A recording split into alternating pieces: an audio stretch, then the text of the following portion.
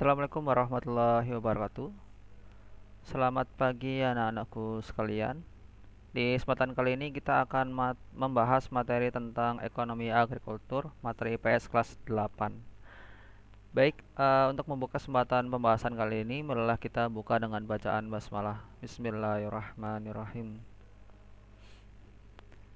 Pengertian agrikultur. Menurut T.J. Rimando, agrikultur adalah pengelolaan tumbuhan dan ternak yang bermanfaat secara terorganisir oleh manusia. Menurut Abelanosa dan Pava, agrikultur adalah pengembangan tanaman dan hewan bagi kebutuhan manusia.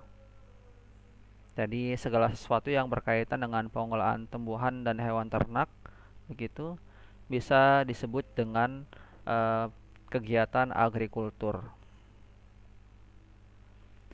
Selanjutnya, sejarah agrikultur di Indonesia. Yang pertama, masa sebelum penjajahan. Agrikultur di Indonesia sudah berlangsung sejak sebelum Masehi.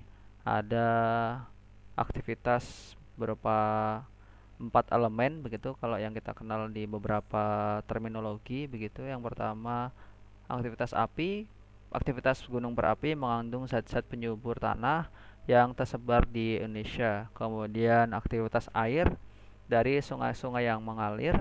Kemudian aktivitas tanah berupa daratan dengan drainase atau saluran air dari alur sungai yang cocok dengan teknik irigasi tradisional. Kemudian aktivitas udara merupakan hasil dari iklim yang agak lembab di Indonesia. Perkembangan pertanian Indonesia tercatat telah berkembang pada masa tumbuhnya berbagai kerajaan-kerajaan di Indonesia. Beberapa wilayah pertanian di Indonesia diantaranya adalah Magelang, Surakarta, Banyumas, Kebumen, Purworejo, hingga Malang. Selanjutnya masa penjajahan. Pada masa penjajahan Belanda, pemerintah kolonial mencari berbagai produk pertanian di Indonesia. Belanda melalui Kongsi Dagang Hindia Timur atau VOC berusaha menguasai sumber-sumber pertanian. Pada abad ke-17, Belanda menguasai Maluku dan Sunda. Abad ke-18, daerah-daerah lain jatuh ke dalam kekuasaan Belanda. Untuk menjaga penguasaan atas pertanian di Indonesia, Belanda menerapkan berbagai tindakan. Di antaranya, bagi mereka yang dianggap penyelundup akan diberikan hukuman kolektif. Kemudian menerapkan kerja rodi atau kerja paksa waktu itu. Kemudian menerapkan kuota harga, artinya ada harga tertentu dari barang tertentu. Kemudian memerintahkan membuka kebun-kebun kopi di Jawa Barat serta pajak di Jawa Timur. Selanjutnya Belanda memperkenalkan beberapa jenis tanaman baru, utamanya kopi di Indonesia. Nah, selanjutnya, hal penting dari penjajahan Belanda adalah sistem tanam paksa atau Kulturstelsel yang dicetuskan oleh Gubernur Jenderal Van den Bosch. Petani harus menanam tanaman ekspor milik pemerintah kolonial sebagai pengganti pajak tanah, bekerja di perkebunan milik pemerintah atau proyek lain. Pada masa itu ditanam berbagai tanaman yang mendatangkan keuntungan. Tanaman dibagi menjadi 2 kategori besar. Yang pertama, tanaman tahunan yang dapat ditanam di sawah bergiliran dengan padi seperti tebu, nila, dan tembakau. Kemudian tanaman keras atau berumur panjang yang tidak dapat ditanam bergantian seperti kopi, teh, lada, dan kina. Selanjutnya pada masa pasca kemerdekaan, yang pertama pada masa Presiden Soekarno atau Orde Lama, pembangunan ekonomi difokuskan pada pemenuhan kebutuhan pangan. Pembangunan sektor pangan pertanian didorong untuk meningkatkan produksi dalam negeri. Selanjutnya pada masa Presiden Soeharto atau Orde Baru, sektor pertanian mendapatkan perhatian yang signifikan, menjadi sektor penting dalam setiap tahap rencana pembangunan pertanian 5 tahunan, khususnya rencana pembangunan 5 tahunan atau Repalita 1-5 tahun 1969 hingga 1994. Dengan sasaran utamanya adalah mencapai kecukupan pangan. Pada tahun 1984, Indonesia berhasil mencapai swasembada pangan khususnya beras. Swasembada pangan ini maksudnya mampu memenuhi kebutuhan sendiri. Artinya produksi beras dalam negeri waktu itu mencukupi kebutuhan untuk masyarakat skala nasional begitu ya. Jadi tidak perlu impor begitu ya. Bahkan sebagian hasil dari beras begitu bisa dijual ke beberapa negara yang membutuhkan.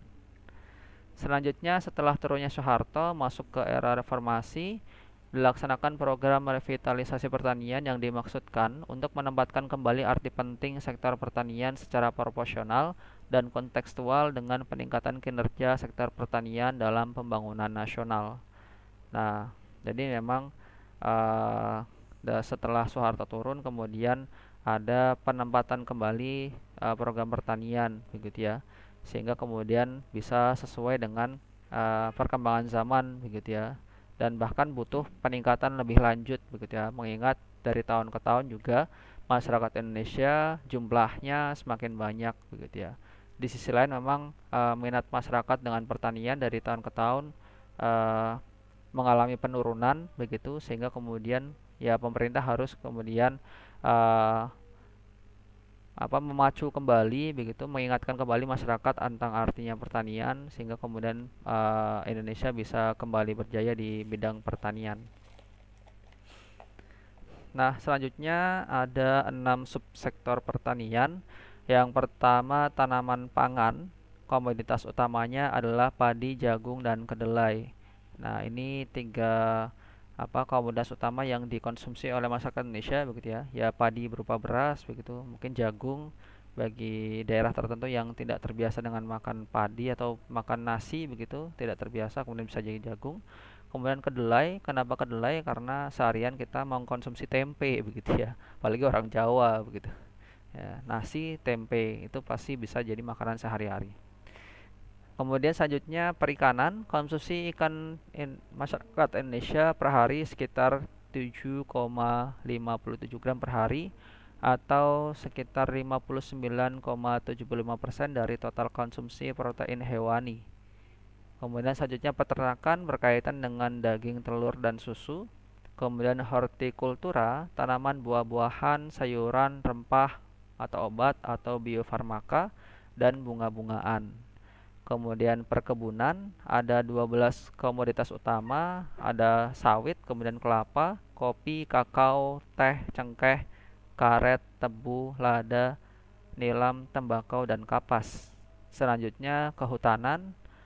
Luas hutan tropis Indonesia terluas ketiga di dunia setelah Brazil dan Zaire, sekitar 142,3 juta hektar atau sekitar 74% luas daratan. Hasil produksi subsektor kehutanan meliputi kayu bulat, kayu gergajian, dan kayu lapis. Nah, selanjutnya strategi pengembangan agrikultur di Indonesia. Ada beberapa yang saya coba sebutkan ada 3. Yang pertama, eco farming strategi. Eco farming merupakan peningkatan sistem budidaya di sektor pertanian yang ramah lingkungan dan terintegrasi dengan kearifan lokal di setiap daerah di Indonesia. Kemudian distribusi pupuk secara merata.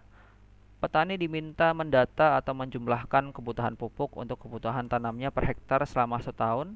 Dengan cara ini kemudian pemerintah akan dapat mengetahui kebutuhan pokok selama 1 tahun, kebutuhan pupuk selama 1 tahun, sehingga dalam menjadikan stok pupuk sesuai dengan kebutuhan petani. Nah, ini ada subsidi, ada bantuan dari pemerintah berupa pupuk begitu ya, sesuai dengan jumlah sawahnya, setiap tahunnya berapa begitu, sehingga kemudian disampaikan ke petani, sehingga kemudian mampu dimanfaatkan oleh petani. Selanjutnya perbaikan irigasi. Pertanian yang berhasil tidak lepas dari baiknya sistem irigasi yang diterapkan. Oleh karena itu, pemerintah mengusahakan ketersediaan air untuk pertanian dengan perbaikan dan pengadaan irigasi yang baik.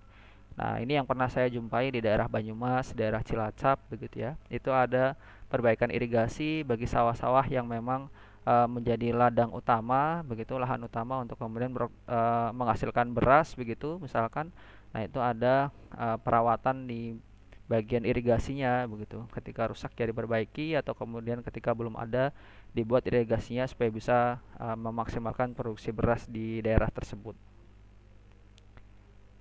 Oke, untuk materi ekonomi agrikultur cukup sekian. Kurang lebihnya mohon maaf, dan untuk menutup pembahasan kali ini marilah kita tutup dengan bacaan hamdalah. Alhamdulillahirrabbilalamin. Cukup sekian dari saya, kurang lebihnya mohon maaf. Terima kasih dan mohon bantuannya untuk like dan subscribe serta komentar ketika ada masukan saran untuk saya supaya kedepannya lebih baik lagi. Baik, cukup sekian dari saya, kurang lebihnya mohon maaf. Assalamualaikum warahmatullahi wabarakatuh.